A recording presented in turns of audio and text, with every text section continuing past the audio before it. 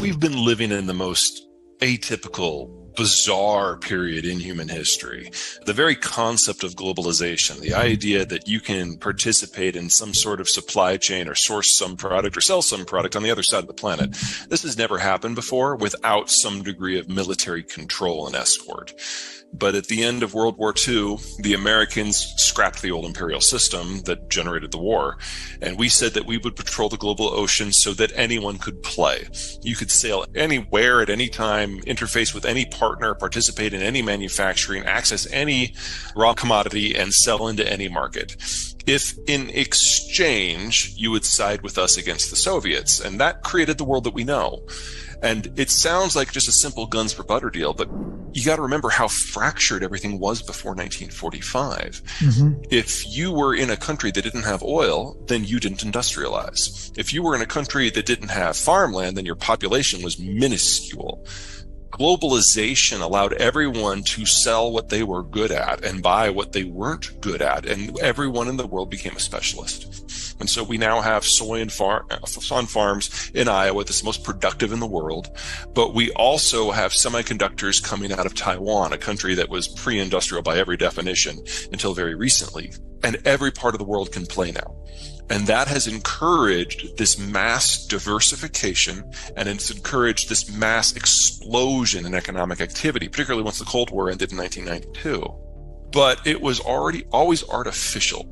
And it was always based on the Americans continuing to hold up the ceiling. The United States has been edging away from that ever since 1992 when the Cold War ended, and we're in the final days of that right now. And that's only kind of half of it. Is when you allow everyone to participate in global trade, people move off the farm and they take services and manufacturing jobs in town. On the farm, kids are free labor. You have a bunch. In town, kids are really, really expensive pieces of loud, annoying furniture. So you have fewer because adults aren't stupid. Yeah. You play that forward for 70 years, and we have had a population bust in the making, global in scope for decades now. And most of the advanced world has now aged past the point of no return. That includes countries like China. So in this coming decade, it's not just that we're going to see populations aging out of being competitive. We're going to see populations aging out of being sustainable and actually being countries. One of the many, many, many outcomes of the 2020s is the end of China as a unified nation state and as an economy. But this has all been hardwired in now for 40 years, and we are finally reaching the point where the page turns. Every country is going to have its own story, because every country started aging at a different point, and they started aging at a different rate, and how you live in urban versus rural zones is dependent upon the local geography. So an example on the positive side, we started industrializing in the United States 200 years ago. So for us, this hasn't been a 40, 50-year process. This has been a 200-year process. And so our birth rate has dropped incrementally that entire time, but we've adapted to it as we've shifted into the cities. So the United States still today has the highest birth rate among any of the advanced worlds. We're the most slowly aging country. But if you go to a country like, say, China, that only started the industrialization process in about 1985, they crammed 200 years of economic advancement into 40 years. That also means they crammed 200 years of demographic adjustment into 40 years. So one of the reasons why the Chinese have been so economically successful in many people's eyes is because they have done 200 years of industrial development, building out industrial plant and infrastructure and power lines in a single generation. In the United States, we did that very slowly over the generations. We didn't finish even electrifying the countryside until the 1960s. Wow, and so that's amazing. For us, we were able to adapt each step of this into our cultural evolution. That's one of the reasons why in the United States, you're far more likely to live in the suburbs than the urban cores, because we did this on a slow process and we can make adjustments and people can still have families of size in the suburbs. In the case of China, the population was already relatively high. And when they made the jump, they skipped all the intervening steps. They didn't have to develop cell or telephones that were on landlines. They skipped right to cellular. And in doing so, they went into denser and denser footprints very, very early in the process. So you went from a subsistence farm to a high-rise condo in a generation. And when you're in a condo, no kids. So one child, is that part of it? Absolutely. But one child is the secondary factor in the Chinese demographic collapse. The single biggest one is that they all moved in small condos in a very short period of time, and everyone just stopped having kids altogether. Yeah. So we know now that China will cease to exist as a functional demographic structure and economy this decade, because it's not just that they ran out of children. That was 30 years ago. Mm-hmm. They're now running out of 30-somethings. Yeah, sure. So historically, capital and demographics have not been intertwined.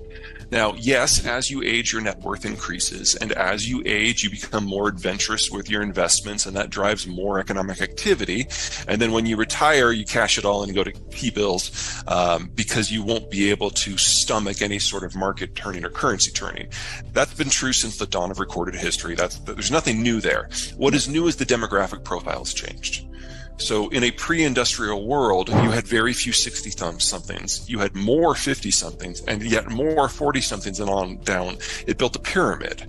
What industrialization and urbanization has done is change the shape of the pyramid. In some countries like the United States, it's more or less a chimney, but with a bulge for the baby boomers. Mm-hmm. And some like Germany, it's a diamond with more people in their 50s than their 40s, than their 30s, than their 20s, and then narrowing up as you would expect at the top.